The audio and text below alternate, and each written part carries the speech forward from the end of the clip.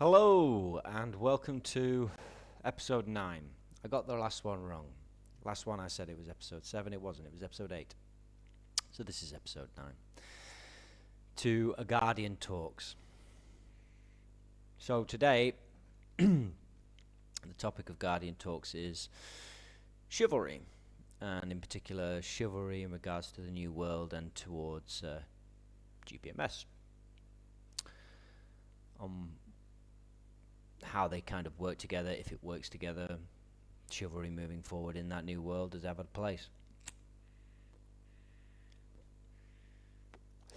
And the reason I wanted to talk about this particular topic was on X. I am following the Knights Templar group channel, and they posted a video about chivalry and the points of chivalry, the aspects of chivalry. So, honor, virtue, integrity, these things which I, myself, and other brothers talk about in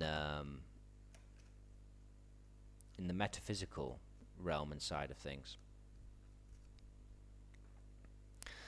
And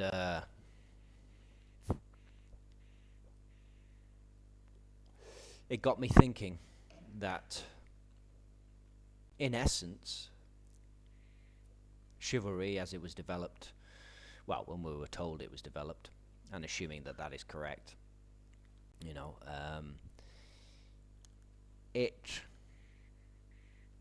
you could say that it encompassed or was the first prototype of really stepping into the understanding of what GPMS is and what a guardian who represents GPMS and other organizations who are in alignment with represent. And it does always boil down to those three: honor, integrity, virtue, and how we apply those in our lives, how we apply those in the world. My family motto is, who you are is nothing, what you are is everything. And in this instance, it applies. What do you do in the world? What do you say in the world? How do you act? How do you think within yourself? Are you meticulous about your thoughts, your words, your actions? Are you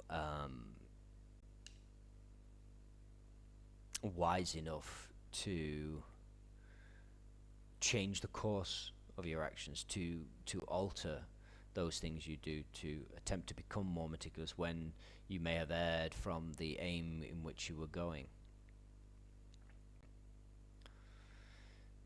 Obviously, one of the big things which is occurring at the moment, predominantly in the Western world, my home country, UK particularly, but across all of Europe and the rest of the Western world, is the issue of the illegal immigration and the violence and issues and challenges that are facing the indigenous peoples of Europe as a result of it. Also, the actions taken by the governments, which are now more and more every day shown to be actions which are in fact not designed to support and benefit the native peoples of Europe, but are in fact designed to suppress and eventually, at the ultimate end, to eradicate them, to replace them. And in Europe in particular, the vehicle that is being used the most is predominantly being used is Islam and the Islamic Jihad, the desire for global caliphate.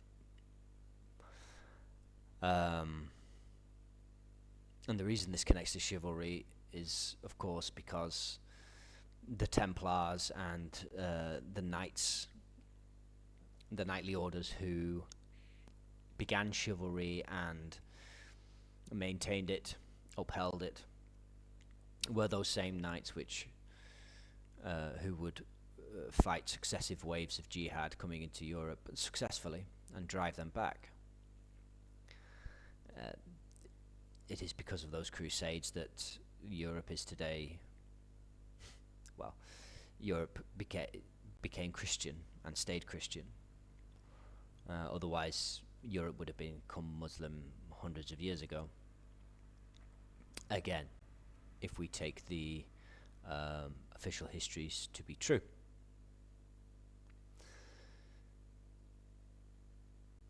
So, when thinking of chivalry in the classical terms, we have to really picture it and frame it within that context. These knights will have been fighting brutal battles and brutal conflicts. And it reminds me kind of a way of resisting the old adage of careful when fighting monsters lest you become monster yourself. Chivalry stepped in and was an attempt to say, yes, conflict in some instances may be essential. You may have to defend yourself. And if you're in that position, which is unavoidable, then do so. But also do so in a way that maintains yourself as a being, that maintains your virtue, honor, and integrity. Chivalry also means standing up for those who are weak and cannot stand up for themselves, recognizing when that is the case, recognizing when it is wise to step in and how best to step in the most wise way.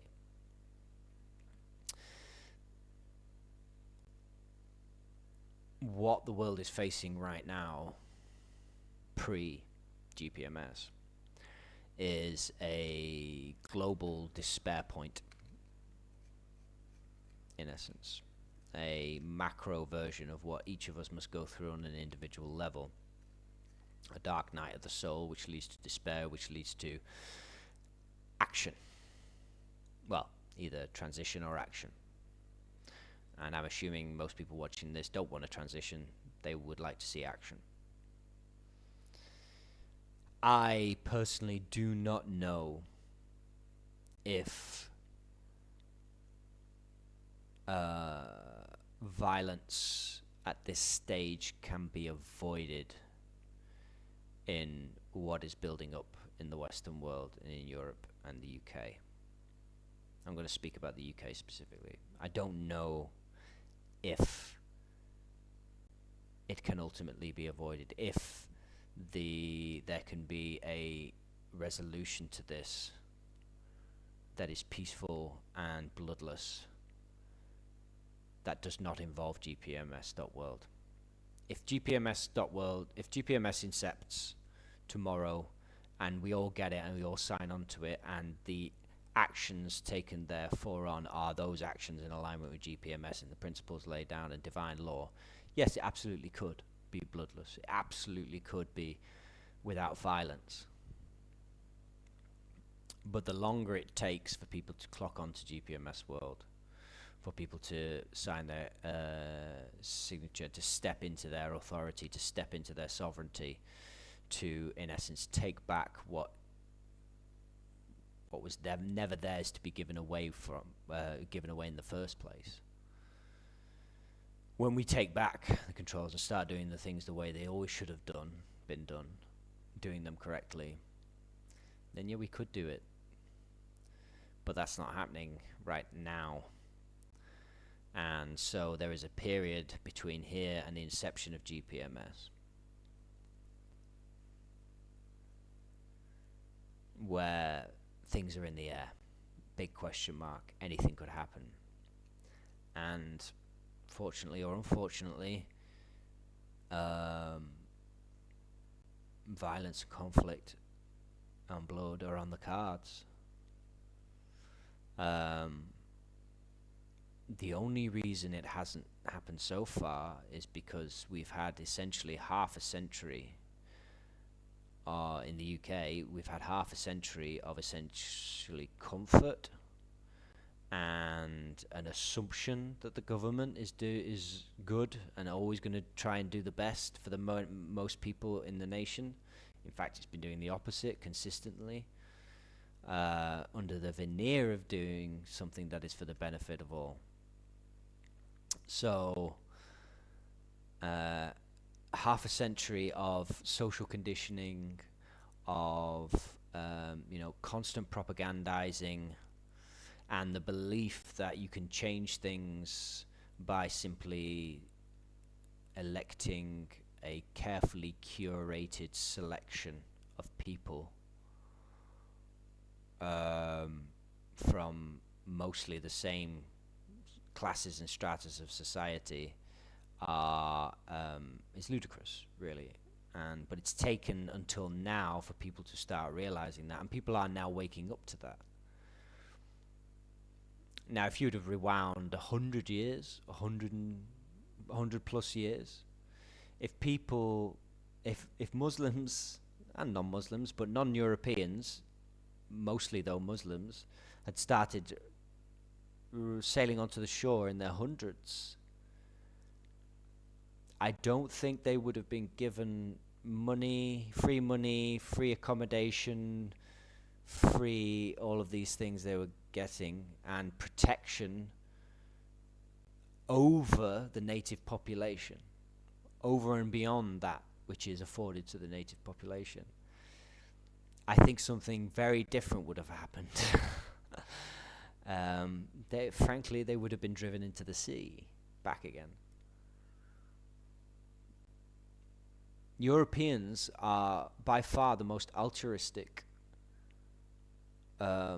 race that has ever existed on the face of the planet. And I would challenge anybody to fact check me on that. The record shows. However, the flip side of that is, when we go to war, when we feel corpus belli, the justified reasoning for engaging in conflict, woe betide those that stand before the European man that is geared for war. When the lion of Europe rises, wakes up from its slumber, and begins to do what lions do best, and it ain't just lions in Europe you got to worry about. It's wolves, bears, boars, stags, hounds, bulls, all of them.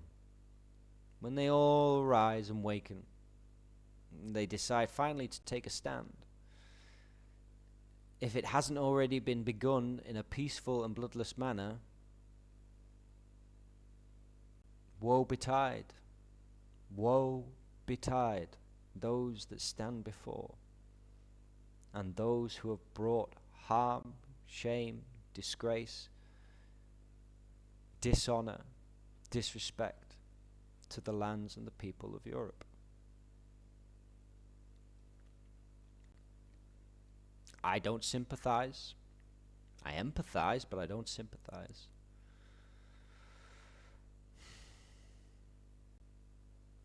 So really, this video is a message, this Guardian Talks is a message to my fellow Europeans who happen to still be in Europe, facing this situation, facing this potential foe and potential conflict.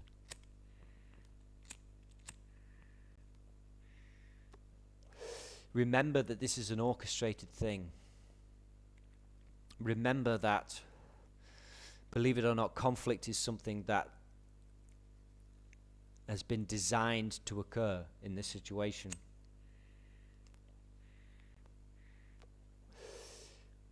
They wanted it to be chaotic and sporadic so that they could immediately clamp down and bring in new laws, as pretty much as they are doing.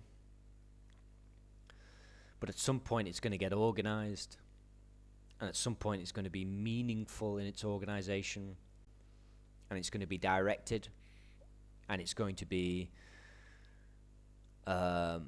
determined. If you find yourself amongst those who are in that particular charge of the first wave, when this all goes, I would ask you, please be a chivalric knight. Hold chivalry. Be merciful when mercy is required. Be mindful of what is to come after your actions. Be mindful that you will have to look not just your friends and your family in the eyes, but yourself in the eyes, in the mirror. Don't allow the anger and the frustration and all of the other things, the resentment that has been built up over the time, when it finally is allowed to come out, do not allow it to overwhelm and consume you. Do not become the monster you are fighting. Fight as a chivalric knight. Fight in righteousness. Fight in good. Fight in right. Don't overstep the mark. Don't go too far. Do only what is necessary. Even if it is not the easiest thing to do. Even if it may be the hardest thing to do. Do it. Because it will save you and others from a mess afterwards. Not an external mess, but an internal mess.